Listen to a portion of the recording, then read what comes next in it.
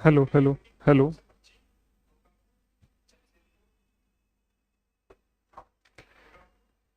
चलिए हम अपना नेक्स्ट शुरू करते हैं, हालांकि लाइट चली गई थी फिर से बीच में।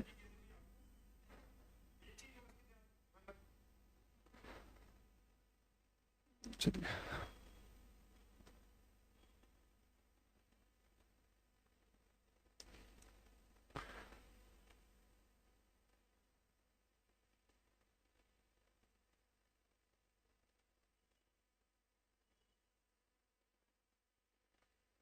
हाँ, ये बता रहा था मैं आपको।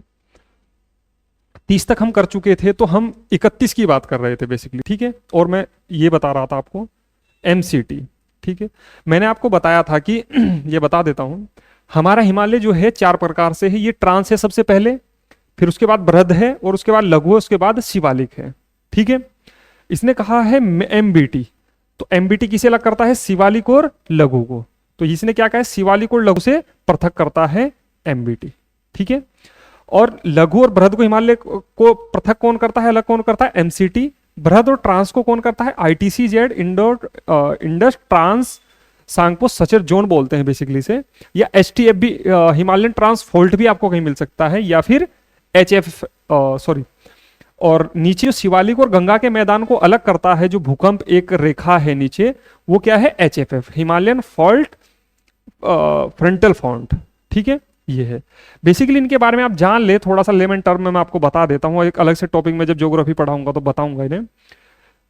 हमारे जो भूगर्भ वेत्ता है या फिर जो हमारे जलवायु वेत्ता है, वो ये कहते हैं कि जो हमारा हिमालय है वो अभी निर्माणाधीन प्रक्रिया में है, यानी वो एक अपनी जवानी अवस्था में है। अभी भी क्या है कि हिमालय का जो है निर्माण चालू है। और इसी परिप्रेक्ष्य में आप देखते होंगे कि एवरेस्ट की ऊंचाई लगातार क्या है? बढ़ रही है, क्योंकि एवरेस्ट किस पर है? हिमालय पर है। तो सिंपल सी बात आप देख सकते हैं, ठीक है। एक बात। दूसरी बात, चलिए हाँ, एक बात ही समझेंगे भी, दूसरी बात फिर कभी डिस्कशन करेंगे उसका। चलिए, लेकिन आप इसे ध्यान रखेंगे, आईटीसी जेड या एचटीएफ एक ही बात है, एमसीटी, एमबीटी, एचएफएफ। गंगा मैदान को दोबारा फिर बता दे रहा हूं, हो सकता है लिखा हुआ थोड़ा मेरी राइटिंग ऐसी ही है, लेकिन समझने का प्रयास किया कीजिए। गंगा मैदान और शिवालिक को अलग कौन करता है? एचएफएफ। शिवालिक और लघु को अलग कौन करता है? एमबीटी। लघु और बृहद को अलग कौन करता है? एमसीटी। बृहद और ट्रांस को अलग कौन करता है? आईटीसी जेड या एचटीएफ, ठीक है। नेक्स्ट सवाल पूछा है, भारत की जनगणना में असेंडिंग ऑर्डर पूछा है, आरोही क्रम। तो ध्यान रखना, हरिद्वार की 18,90,000 है, देहरादून की जो है वो 1696 है, 16,96,000। और उधम सिंह नगर जो हम देखते हैं वो देखते हैं आपका 16,48,000, ठीक है। 16,48,000। तो असेंडिंग ऑर्डर यही होगा, हरिद्वार, देहरादून, उधम सिंह नगर नहीं, ठीक है।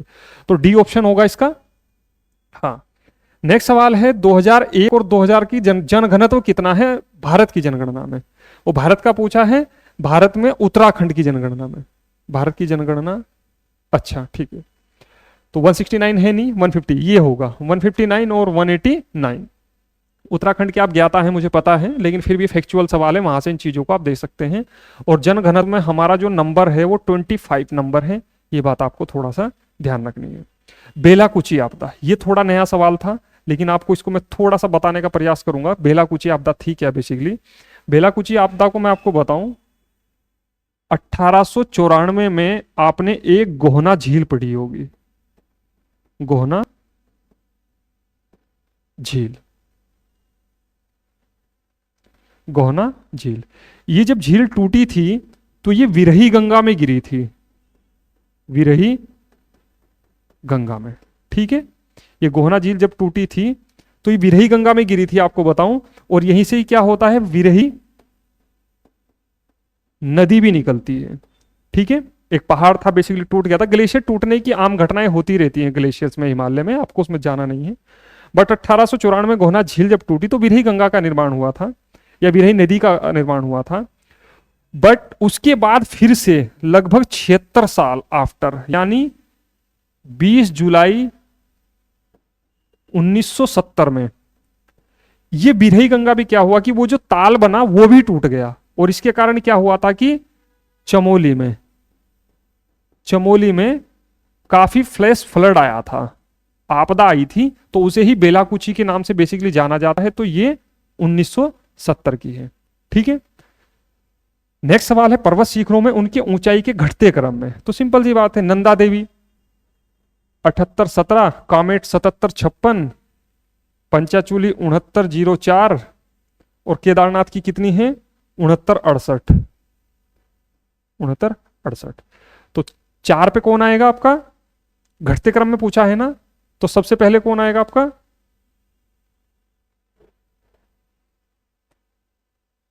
हाँ थर्ड वाला। थर्ड में देखो एक ही है, यही है, तो सी ऑप्शन आपका हो जाएगा इजली। सवाल आता है नेक्स्ट, मैं रैप कर रहा हूं, थोड़ा सा आप लिख लिया होगा तो चलिए। ये सवाल भी अच्छा सवाल था, ध्यान रखना। चलिए, फूलों की घाटी नंदा देवी जैव जीव मंडल का एक भाग है, बिल्कुल सही बात है।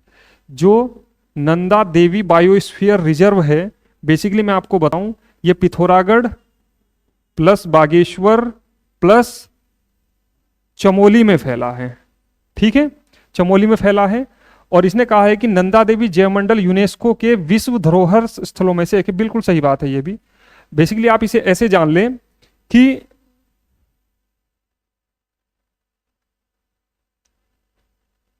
हाँ ऐसे समझेंगे आप इसे, मैं आपको बताऊं, नंदा देवी बायोस्फीयर जो रिजर्व है, नंदा देवी बायोस्फीयर जो रिजर्व है, एक बड़ा कॉन्सेप्ट है। इसी के अंतर्गत नंदा देवी राष्ट्रीय उद्यान भी है और इसी के अंतर्गत फूलों की घाटी राष्ट्रीय उद्यान भी है, फूलों की घाटी, ठीक है। इसे शामिल किया गया था 2005 में और इसे शामिल किया गया था 1988 में। स्थापना वर्ष दोनों के ध्यान रखना आप 1982 है, इतना ध्यान रखना है आपको। तो नंदा देवी बायोस्फीयर एक बड़ा कॉन्सेप्ट है और ये जो बायोस्फीयर रिजर्व है ये मैब प्रोग्राम है, बेसिकली एक यूनेस्को का मैन एंड बायोस्फीयर रिजर्व 1982 का है, ध्यान रखना है आपको। 19 मैब प्रोग्राम कब का है, 1982 का है और भारत इसमें शामिल 1985 में हुआ था बेसिकली। तो फूलों की घाटी को जो यूनेस्को में शामिल किया गया था 2005 में, 1988 में, तो इस प्रकार से दोनों उसी के अंतर्गत पड़ते हैं, तो ये दोनों कथन सही होंगे। अल्मोड़ा नगर की बात की है तो कोसी और सुयाल नदी के तट पर है, आपको पता है। जो कसार देवी का मंदिर है, इधर से सुयाल नदी निकलती है और इधर से कोसी नदी निकलती है, ठीक है, ये भी आपको ध्यान रखना है। चलिए नेक्स्ट, अरे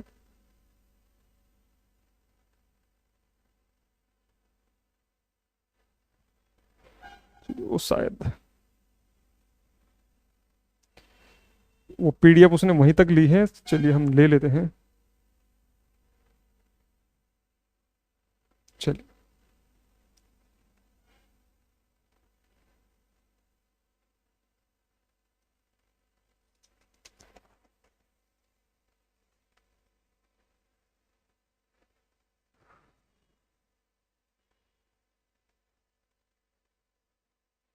हाँ, नेक्स्ट सवाल हमारा ये है, 2023-24 की अर्थव्यवस्था में प्राथमिक क्षेत्र का योगदान प्रचलित भाव पर यानी मार्केट रेट एट प्रेजेंट पर कितना है। तो ध्यान रखना है आपको, 999 है, 999 है, ठीक है। ट्रिपल देखो, जो हमारी अर्थव्यवस्था है बेसिकली 3 सेक्टर होते हैं, प्राइमरी सेक्टर, सेकेंडरी सेक्टर और आपका टर्सरी सेक्टर, ठीक है।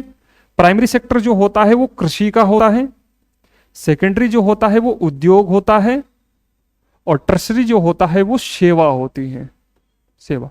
इसका डिटेल एनालिसिस जब मैं आपको इकोनॉमी पढ़ाऊंगा तो आपको तब बताऊंगा। तो ध्यान रखना है आपको कि जो सेवा में हमारा है वो है 46.7 और जो इसका है वो है आपका 43.5 और यहां पर है आपका 9.99 या फिर 10.5 भी कहीं पढ़ा जाता है। तो ध्यान रखना, इस तरीके से है चक्र, थर्ड, सेकंड और फर्स्ट, ये योगदान करता है। तो इसने पूछा है अर्थव्यवस्था में प्राथमिक क्षेत्र का योगदान कितना है, तो यानी कृषि से अर्थव्यवस्था को आप समझे नहीं, उत्तराखंड की जो जीडीपी है, यानी आप ऐसा समझ सकते हैं उत्तराखंड की जो कमाई है एक साल की, उसमें कृषि क्षेत्र से कितना पैसा आता है, तो वो कितना आता है, 9, यानी 100 रुपए अगर आते हैं तो 10 रुपए किससे आते हैं, आपके कृषि क्षेत्र से आते हैं, और बाकी के किससे आते हैं, 46 रुपए, 40 यानी 46.5 रुपए किससे आते हैं, सेवा से आते हैं, और उद्योग से कितने आते हैं, 42.5 रुपए, तब जाके वो 100 रुपए बेसिकली बनते हैं। जीडीपी को आप समझते होंगे, अर्थव्यवस्था में आपने जो पढ़ा होगा तो अच्छी बात है, बट फिर भी अगर किन्होंने, क्योंकि बेसिकली में जो न्यू कमर है, कॉन्सेप्ट क्लियरिटी आपके अंदर होनी चाहिए। तो जीडीपी आप किसी देश के अंतर्गत पर्टिकुलर वर्ष में, एक वित्तीय वर्ष में अंतिम वस्तु और सेवाओं का जो मूल्य होता है उसे बेसिकली जीडीपी कहते हैं, ये बात आपको ध्यान रखनी है, ठीक है। नेक्स्ट किसान सम्मान निधि 1 दिसंबर 2018 को प्रारंभ की गई, बिल्कुल ये सही है, क्योंकि ये फरवरी में इसकी घोषणा की गई थी, बट ये कहा था लागू 1 दिसंबर 2018 से होगी। तृतीय किस्त 1 दिसंबर 31 मार्च तक अवमुक्त की जाती, ऐसा बिल्कुल नहीं है, ये देखने वाली बात होगी, बट मेरे हिसाब से इसका आंसर ए ही होना चाहिए। तृतीय किस्त इस समय तो 4×3=12, 4×2=8, फरवरी 1, तो पहली किस्त हो सकती है, क्योंकि अगर पीछे से की है तो पहली हो सकती है, बट फिर भी देखना होगा, ये थोड़ा 39 ना। ये नेक्स्ट है, किस नस्ल की पशुओं का संवर्धन और भ्रूण प्रत्यारोपण आर्टिफिशियल इंसेमिनेशन बोलते हैं बेसिकली। जैसे आप देखते हैं कि गांव में आपने देखा होगा, तो आजकल जो जब गाय और भैंस को आर्टिफिशियल इंसेमिनेशन के तरीके से, ना कि नेचुरल तरीके से, जब उनके अंदर भ्रूण प्रत्यारोपण किया जाता है तो उसे आर्टिफिशियल इंसेमिनेशन कहते हैं, आपको मैं बताऊं। तो वो किया जा रहा है, किसके लिए किया जा रहा है, तो रेड सिंधी भी है बेसिकली। मैं आपको बताऊं, रेड सिंधी पाकिस्तान में पाई जाती हैं, बट इंडिया के भी कुछ स्टेट है जहां पर ये रेड सिंधी देखने को मिलता है। और हमारे यहाँ एक गोकुल मिशन है, गोकुल मिशन, ठीक है, 2014 का है, थोड़ा सा ध्यान रखना। इसी के अंतर्गत इनका क्या है कि इनकी नस्ल को सुधारने के लिए साहिवाल और गिर, गुजरात में मिलती है बेसिकली, गाय है ये, और साहिवाल भैंस है, मुर्रा या साहिवाल सुना होगा, भैंस, ये पंजाब और हरियाणा में दिखाई देती है, ठीक है। और रेड सिंधी पाकिस्तान में बेसिकली मिलती हैं। तो 1, 2, 3 इसका तीनों होगा, ध्यान रखना है। ये फिर उत्तराखंड का, उत्तराखंड में लिंगानुपात कितना है, 963 है। उत्तराखंड में बाल लिंगानुपात कितना है, जनघनत्व कितना है हमारा, 189 है। शिशु मृत्यु दर हमारी 0.8 है, और बाल लिंगानुपात कितना है हमारा, 890 है, ठीक है। बिल लाओ इनाम पाओ, ये किसके अंतर्गत है, ट्रेड, ठीक है। जो हमारे वित्त मंत्री हैं उनके द्वारा ये कहा गया था कि आप यदि जीएसटी चोरी नहीं करते हैं और प्लस वहां पर चीजों को, बिल लाओ इनाम पाओ, इसे थोड़ा सा देख लेते हैं क्योंकि मुझे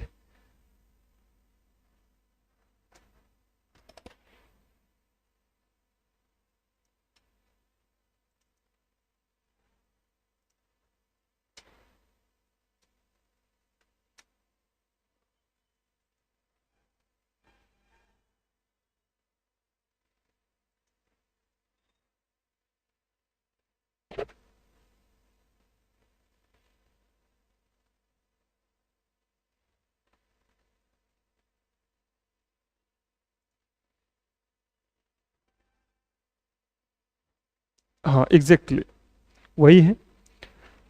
बिल लाओ इनाम पाओ की अगर जो हम बात करते हैं तो वो किसके अंतर्गत है, ट्रेड व्यापार की। यानी ये कहते हैं कि कस्टमर जो है वो जीएसटी की चोरी ना करें, नंबर 2 पे कोई भी चीज ना ले, किसके आधार पर ले, वो बेसिकली आपका ईमानदारी से ले, और जीएसटी जो बिल लाएगा वो सरकार के पास लाए, और फिर सरकार क्या होगी कि लकी ड्रॉ के थ्रू वहां पर उन्हें कुछ इनाम देगी। तो ये व्यापार से संबंधित है। उत्तराखंड में न्यूनतम और सर्वाधिक वन प्रतिशत किसमें है, तो यहां पर चूंकि सबसे ज्यादा, अगर 1% की हम बात करते हैं, 1%, तो सबसे ज्यादा चंपावत में है, ठीक है। चूंकि चंपावत नहीं दिया है ऑप्शन में, क्या है, सेकंड नंबर पे नैनीताल है, और सबसे कम कहां पर है, उधम सिंह नगर में है, ठीक है। हाँ क्या है, कहां गया भाई,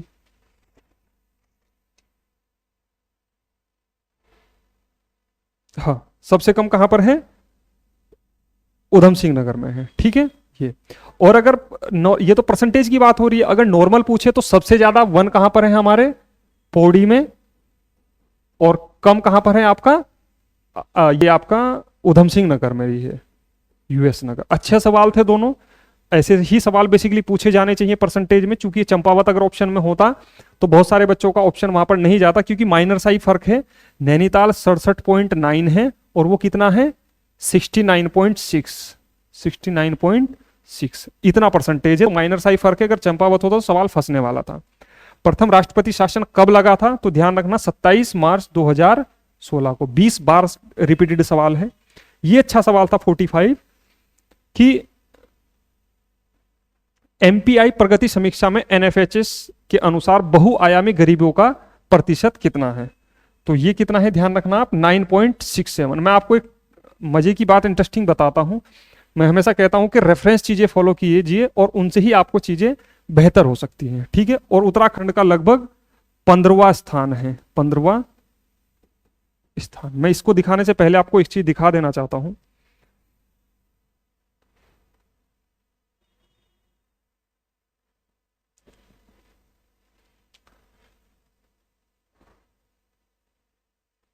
एमपीआई नीति आयोग, चलिए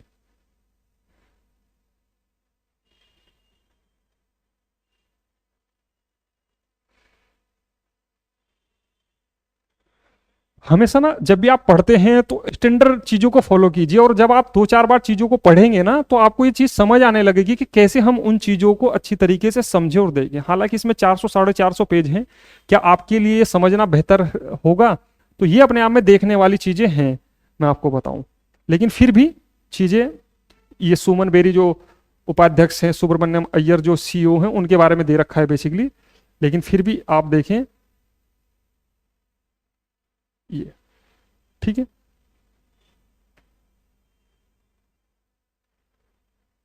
एचडीजी इंडेक्स भी इनके द्वारा ही निकाला जाता ना, मैंने बताया था आपको। तो ये देखिए, ये है national multi dimensional poverty index progress review 2023। इसे ये सवाल आया था, डिक टू सवाल उठाया है, आपको बताऊं मैं। ये इसके पैरामीटर्स हैं, हेल्थ है, एजुकेशन है, स्टैंडर्ड ऑफ लिविंग है, मैं बताऊंगा अलग से आपको इन्हें। और यहीं पर आप देखेंगे तो थोड़ा सा और चलते हैं हम।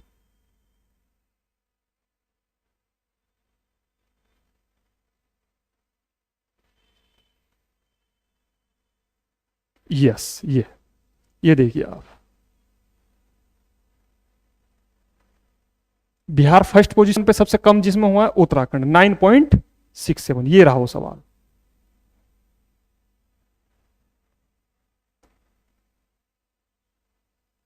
Nine point six seven, I hope आपको दिखाई दे रहा होगा उत्तराखंड। तो आप 1 2 3 4 5 7 8 9 10 11 12 13 14 15, ये है 15वां स्थान, ठीक है। इंसर्ट पिक्चर हम कहां पर कर लेते हैं अपना,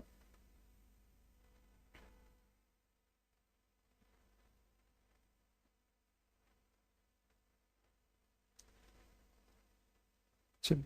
तो 15वां से ये है बेसिकली, मेरा दिखाने का पर्पज यही था आपको। तो यहां से इन चीजों को आप बेसिकली देख सकते हैं। ये नीति आयोग का ऑफिशियल डॉक्यूमेंट है, मल्टी डायमेंशनल पॉवर्टी इंडेक्स का, बेसिकली मैं आपको बताऊं, ठीक है। आप इसे गूगल करेंगे तो अच्छी तरीके से चीजें आ जाएंगी समझ, आपको मैं बताऊं।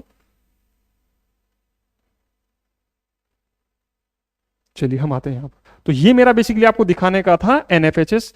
और ये अब आपको भी ध्यान रखना है कि ये इंपॉर्टेंट है, बेसिकली मैं आपको बताऊं कि N National Family Health Survey कब से कब तक हुए हैं, अब तक 5 हुए हैं, 4 हैं शायद, 5, हाँ 5 हुए हैं अब तक। कब से शुरू हैं इसे आप एक बार देख लें। लगातार एग्जाम के पॉइंट ऑफ व्यू से लगातार एग्जामिनर की इस पर नजर बनी हुई है। नेक्स्ट सवाल है 2023-24 में उत्तराखंड की आर्थिक वृद्धि दर कितनी रही, तो ध्यान रखना ये 7.58 है। बेसिकली जब बजट से पहले, मैं आपको कह रहा था बजट मुझे पढ़ाना है, बजट से पहले एक हमारे यहां इकोनॉमिक सर्वे आता है, इकोनॉमिक सर्वे। तो इसमें ही बेसिकली ये बताया जाता है कि पिछले वर्ष, ठीक है 2023 लिखा है ना, पिछले वर्ष अर्थव्यवस्था क्या डेवलपमेंट गति कितनी रही। तो इसकी बात कौन करता है? इकोनॉमिक सर्वे करता है। तो ये बात आपको ध्यान रखनी है, कितना है? 7.58। नेक्स्ट सवाल जब हम देखते हैं, थोड़ा सा बिजली ना जाए, बस कवर हो जाए ये।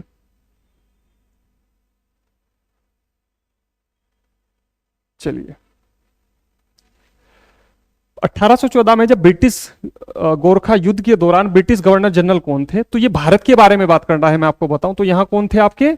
Lord Hastings. ये बात आपको ध्यान रखना है। इन्हीं के समय में क्या हुई थी?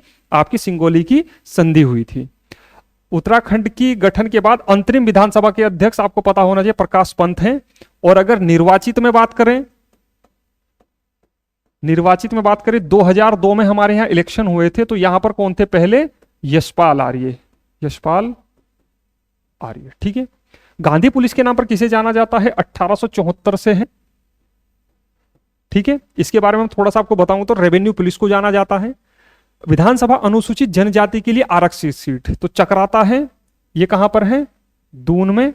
और दूसरी सीट कहां पर है हमारे यहां? आपकी 11+2 है ना, या 13+2 है, आप चेक कर लीजिएगा। ये अगर ये है तो ये एससी के लिए रिजर्व है और ये एसटी के लिए रिजर्व है। तो दूसरी है आपकी नानक मत्ता। नानक मत्ता, ठीक है। ये यूएस नगर में है, ठीक है। और इसमें चक्राता है, खटीमा नहीं है, पिंडर नहीं है, धारचूला नहीं है। फिर नेक्स्ट सवाल हमारा आता है,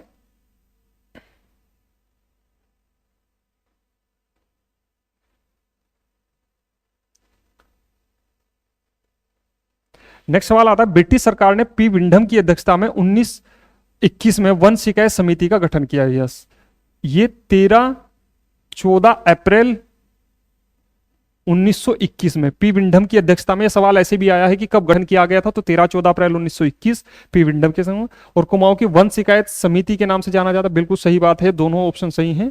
तो ये वाली बात है, क्योंकि वो दौर ऐसा था कि कहीं ना कहीं जब 1927 में हमारे यहां भारत की पहली वन नीति आई, तो उसके संदर्भ में ही ये चीज देखने को बेसिकली मिली थी, मैं आपको बताऊं।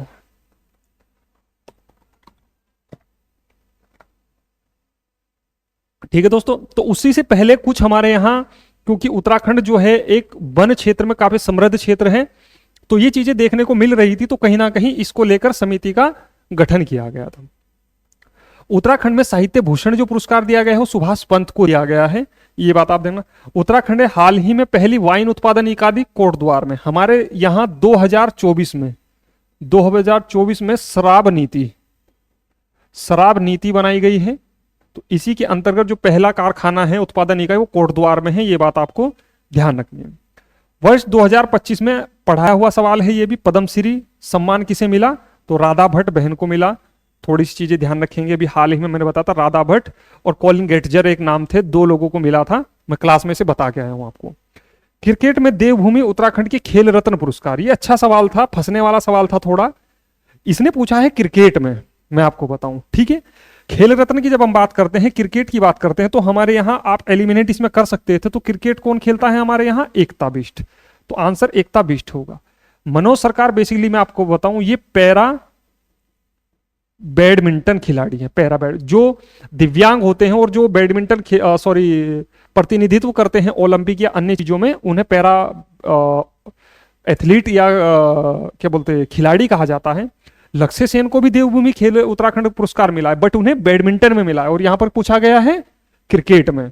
गुरमीत सिंह भी हमारे यहां संबंधित है, बट इन्हें नहीं मिला है, ये बात है।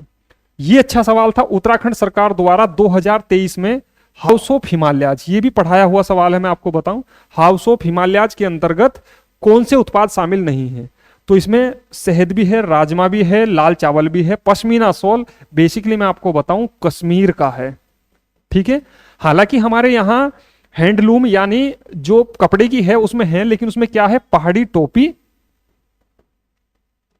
टोपी प्लस आपका स्टॉल। इसे भी मैं आपको दिखाना चाहूंगा, बेसिकली हम बाद में चलेंगे, पहले कवर कर लेते हैं। 57, ये अच्छा सवाल था। पीएम जन मन योजना के सहित लाभार्थियों का पहचान करें, ये क्या था बेसिकली, इसे आप समझे। मैं आपको बताऊं,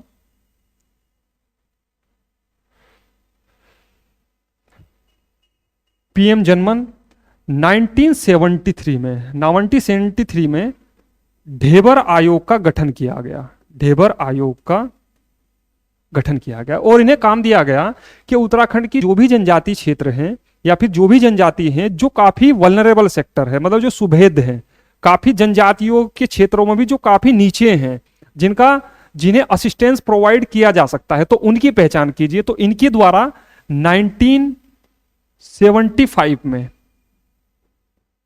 परमिटिव ट्राइबल जीएस, पीटीजी बोलते हैं इन्हें, परमिटिव ट्राइबल ग्रुप्स, तो इनकी पहचान की गई और लगभग कितने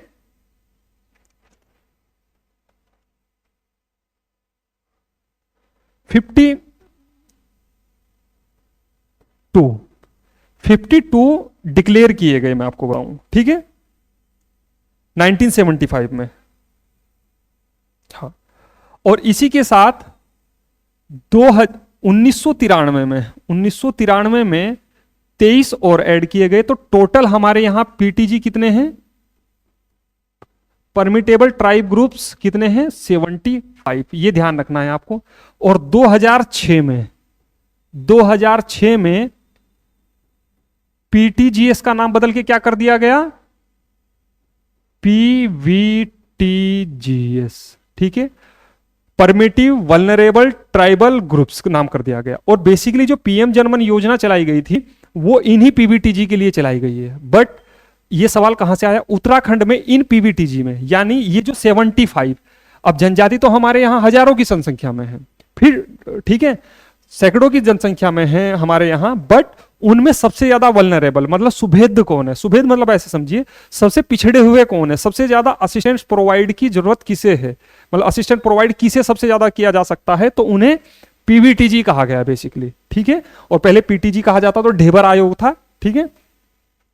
तो इसी को लेकर पीएम जनमन में जो था पीवीटीजी में हमारे यहां बुक्सा और राजी को सम्मिलित किया गया। तो बी ऑप्शन इसका सही होगा। सवाल देखिए आपको कहां से पूछा गया है और किस तरीके से चीजें सवाल पूछी जाती हैं, ये आपको बुकों में शायद ही कहीं मिले, बट फिर भी चीजों को अच्छी तरीके से आपको समझना होगा। राज्य का वित्तीय डाटा केंद्र कहां है, देहरादून में है।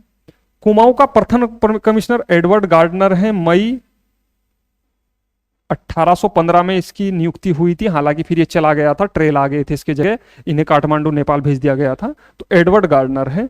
और हमारा 60 सवाल देख लेते हैं हम। कौन सा पादप हार्मोन है, तो इसमें इंसुलिन इंसान को दिया जाता है, थायरोक्सिन भी, साइटोकाइनिन भी, ओस्ट्रोजन, ये क्या है आपका पादप हार्मोन होगा, ठीक है। और which element has maximum density, gold की होती है, ये थोड़ा सा चीजें ध्यान रखेंगे। तो अभी हम इतना ही रखते हैं, थर्ड पार्ट में फिर हम आगे चलते हैं कि आगे वाली चीजों में, यानी आगे के सवाल हम थर्ड पार्ट में करते हैं, ठीक है। थैंक्स फॉर वॉचिंग, मिलते हैं हम अगली क्लास में।